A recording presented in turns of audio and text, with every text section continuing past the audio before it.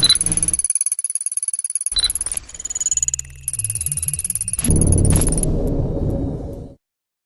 everyone, I'm Ethel Lazo and I'm gonna show you on how to disassemble and assemble your system unit. But before that, I'm gonna show you what are inside of your computer system unit.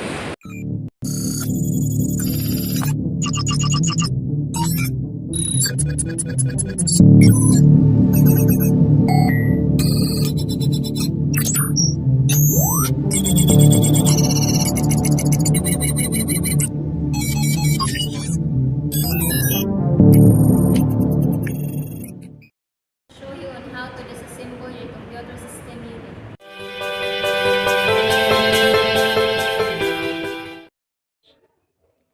Unscrew and take out the cover of the side case panel.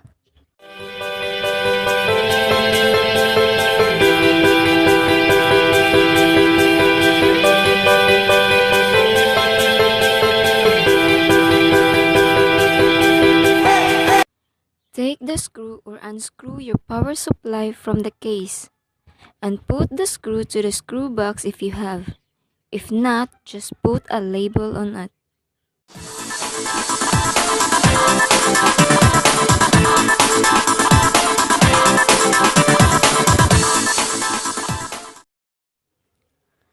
Pull the 4-pin power connector from the motherboard and take a list on it.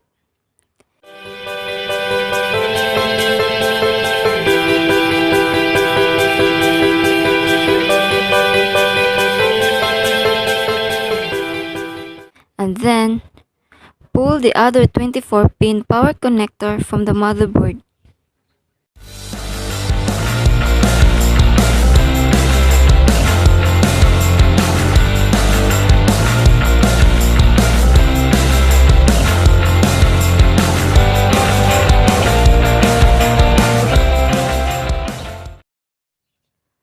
Pull the SATA connector from the hard disk drive and take a list on it.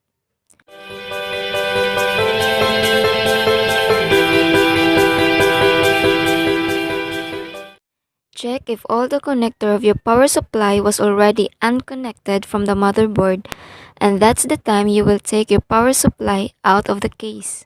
Put it on the right position.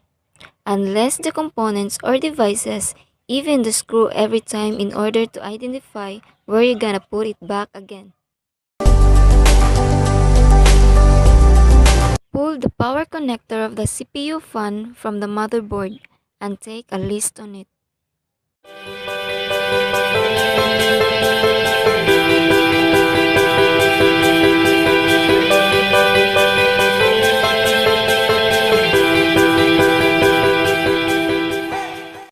Pull the connector of your front panel to the motherboard and take a list.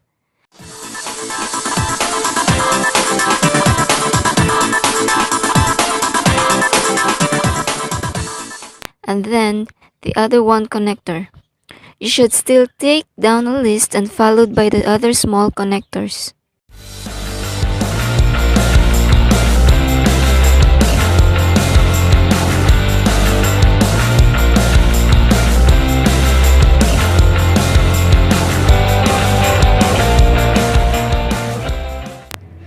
Pull the SATA connector from the hard disk drive connected to your motherboard.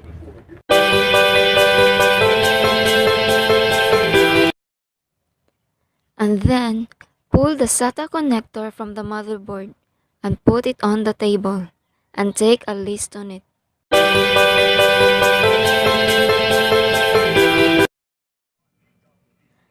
Unscrew your hard disk drive from the drive base of your computer case and put the screw to the screw separator.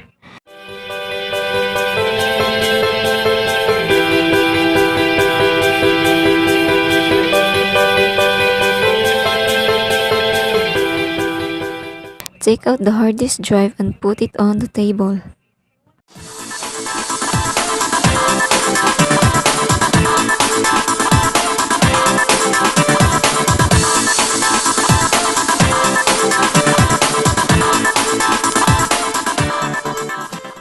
Take out the screws from the motherboard and put it on the screw separator and less down all the screws.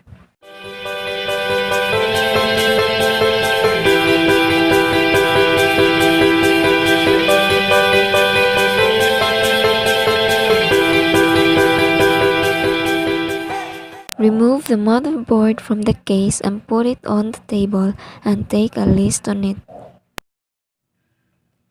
Remove the memory stick from the memory slot and put it on the non-metallic table. Unscrew your CPU fan and take it out from the top of your heatsink. Take out the heatsink from the top of the CPU and put it on the table. Unlock the CPU holder and take out the CPU from the CPU socket and put it on the table at the exact position. Now to disassemble your computer system unit. So these are your components. So I'm gonna show you on how to assemble your computer system unit. Put the CPU on the CPU socket at the right position and lock the CPU holder. Put the heatsink at the top of the CPU and screw the heatsink holder. Lock the CPU heatsink and put the CPU fan and screw each side.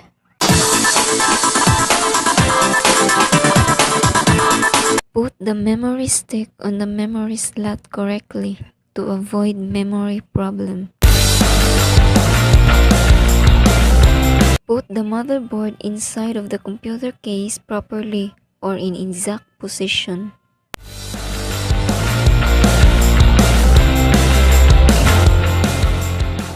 Put the screw on each side of the motherboard so that your motherboard would not move.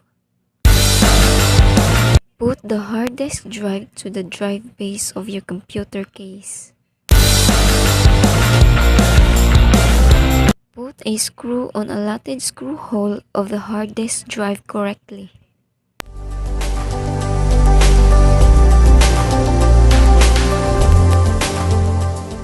Connect the SATA connector properly to the hard disk drive, and the other side was connected to the motherboard.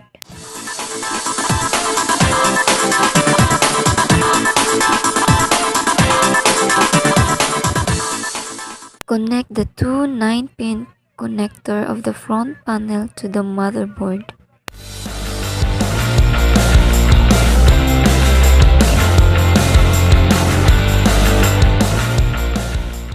Connect the small pin connector of the front panel to the motherboard. Connect the 4-pin power connector of the CPU fan to the motherboard. Put the power supply inside of the computer case properly. Connect the 4-pin power connector of the power supply to the motherboard properly. Connect the 24-pin power connector of the power supply to the motherboard properly. Screw the power supply to avoid moving.